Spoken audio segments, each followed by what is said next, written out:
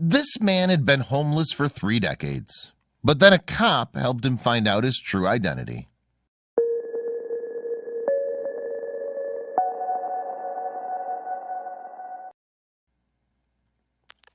This wasn't Deputy Sheriff Jacob Swalwell's first encounter with Michael Myers, and the law enforcement agent had had enough.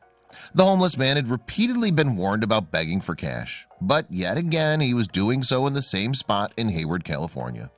So Swalwell squared up Myers once more, and this time he meant business. But after the sheriff's deputy asked a routine question, the panhandler gave a surprising answer, one that led both men on a quest to reveal the truth about Myers' identity.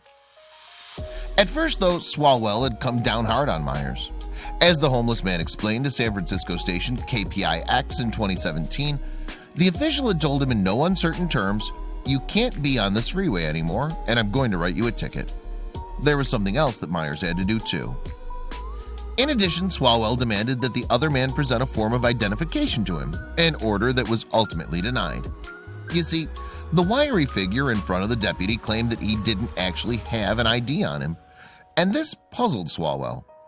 I immediately asked of Myers, "Why don't you have an ID?"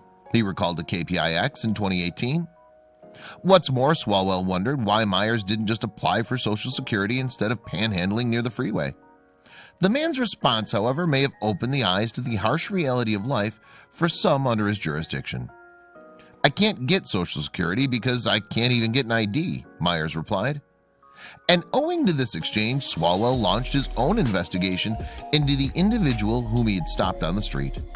That decision would ultimately take both he and Myers on an unexpected journey, in fact, and it would result in the kind of ending that wouldn't be entirely out of place in a Hollywood movie. But who was Myers, and how had he come to be living rough on the streets?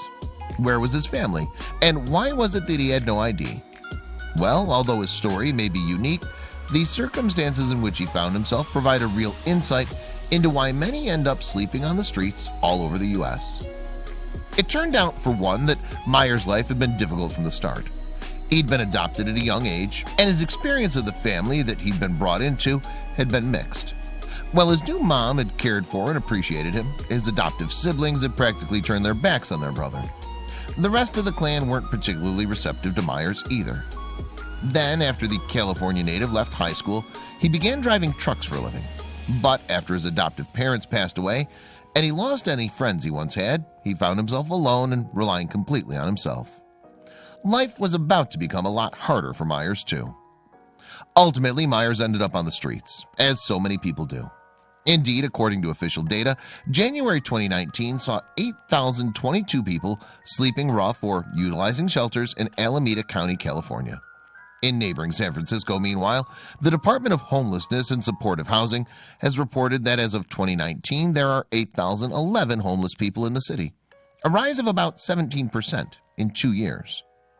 But while Myers may have been in the same predicament, he bucked several preconceptions about the types of people who find themselves homeless. The former truck driver doesn't have any problems with alcohol abuse, nor does he use narcotics or smoke. He has no prior criminal record either, and he's not mentally ill.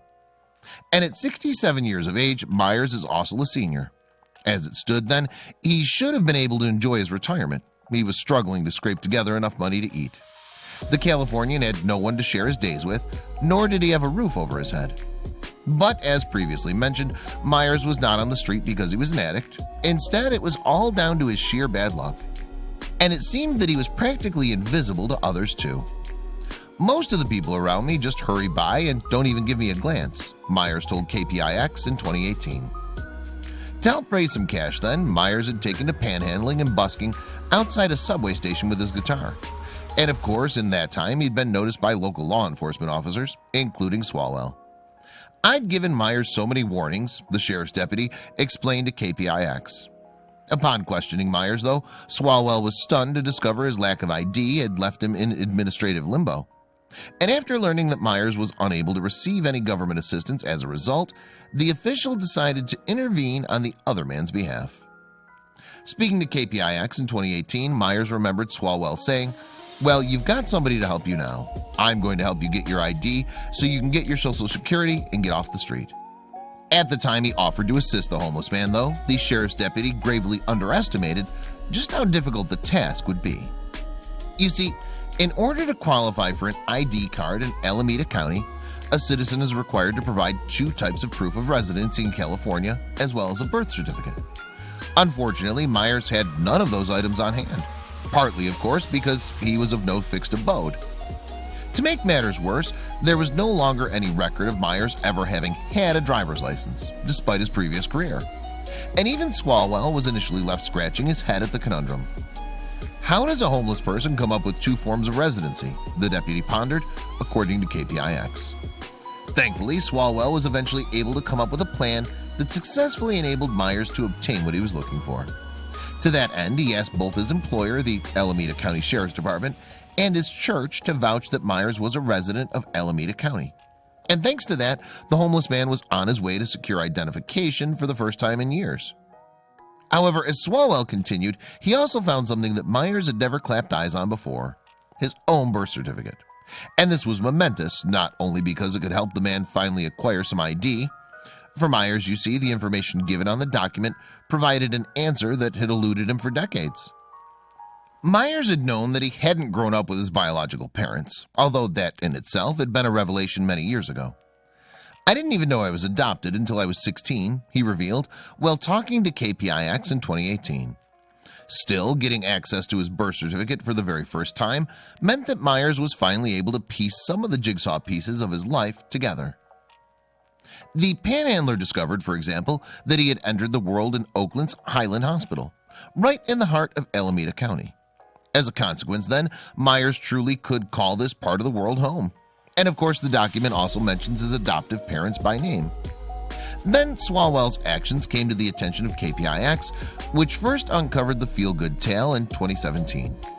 And while talking to the station, the sheriff's deputy opened up about his quest.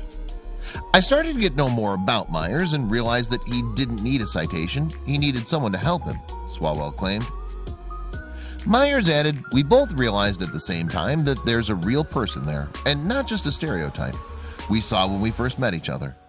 When KPIX aired its segment on Swalwell and Myers' heartwarming tale, though, a viewer at home decided that he would step in too.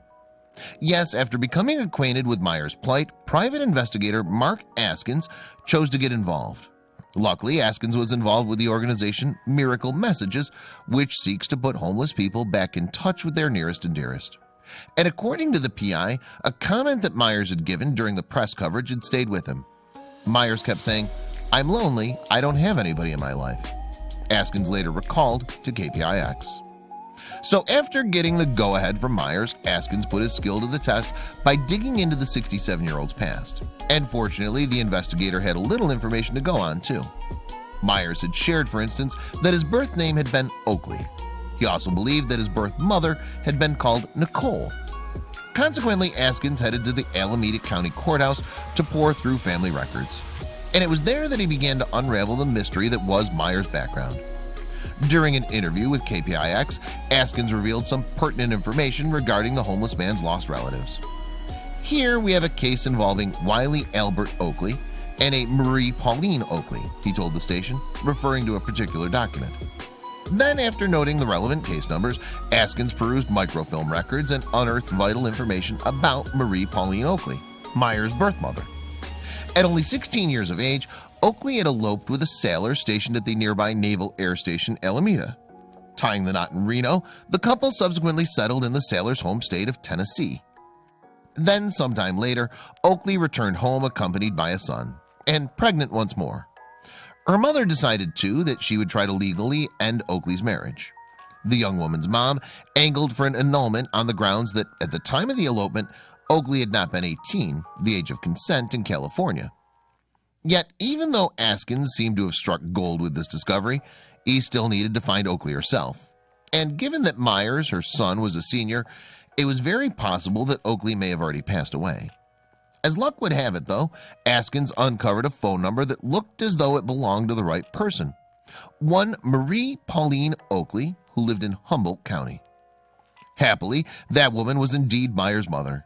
And upon discovering that the child whom she'd given up for adoption, the same baby she'd been carrying upon her return to the Bay Area, had been looking for, Oakley, known as Polly, had no doubts that she wanted to see him. First, a call was arranged between the two, and appropriately, Myers' end of the conversation took place at the Alameda County Sheriff's Department, where he was accompanied by Swalwell. Askins was present too when Myers finally reconnected with his mom after decades apart. "This is David Charles Oakley," opened Myers using his birth name, and the response was overwhelming. "My son!" Oakley exclaimed. It may have been a heartwarming moment for all listening in, but none more so than for the homeless man and his birth mother, who lived only 300 miles or so away. Then, during the rest of the call, the mom and son chatted, started to fill in the gaps of the intervening decades. There may have been questions on Myers' part too. Why had Oakley put her son up for adoption all those years ago? And what had ultimately led to the decision that had changed Myers' life? Ultimately, Oakley recalled the events of the time, one that had begun when she'd arrived in the Smoky Mountains as a young bride. Back then, her new husband was frequently absent, leaving her in the hands of her mother-in-law for weeks at a time. It turned out, too, that the older woman had been manipulating and cruel, and she had had no qualms about keeping Oakley hungry and in extreme poverty. Finally, after having done everything she could to protect and feed herself and her firstborn, the teenager plucked up enough courage to return to her mother in California. After Myers had been born and had grown to become a toddler, though, his mom received some devastating news. The little boy had a hole in his stomach, and sadly, there was no way Oakley could raise the funds for the operation that her son so badly required. My back was against a wall. I had to do what was best for him. I could have never afforded that surgery. I had no idea if he didn't get the surgery, would he die? Oakley explained to KPIX in 2018. But Oakley's own mother had an answer: adoption. As it happened, a family who attended her church were happy to take the boy in, and Oakley thus decided that the best option was to give her son up. Yet that isn't the end of the story. Just a couple weeks after that momentous phone call between Myers and Oakley, the homeless man was on a flight to finally reunite with his birth mother. Myers met his stepfather too, as well as a whole host of other relatives that he hadn't even known existed just a matter of weeks before. He didn't just get a mom, he got a whole family, and they all descended him at one time, Oakley revealed while talking to KPIX. Touchingly, Oakley added of her son, "He suddenly discovered he has family when he thought he was alone in the world. I have one more person to love." And Myers himself struggled to grasp the chain of events that had led him to this moment. "Who'd have thought that something like this could have happened to anybody, let alone me?" he exclaimed to KPIX. But of course, Myers hadn't reached this point alone. Swalwell and Askins had helped along the way, and Oakley was especially effusive in her praise for the law enforcement officer. "I want to see where your wings are because you brought my son home to me," the grateful mom told the deputy. After that, Myers started to get the support he needs as a disabled senior citizen, finally gaining health coverage. He put in an application to receive Social Security too, and best of all, he now has a family to call his own. Thanks, of course, to the kindness of two strangers.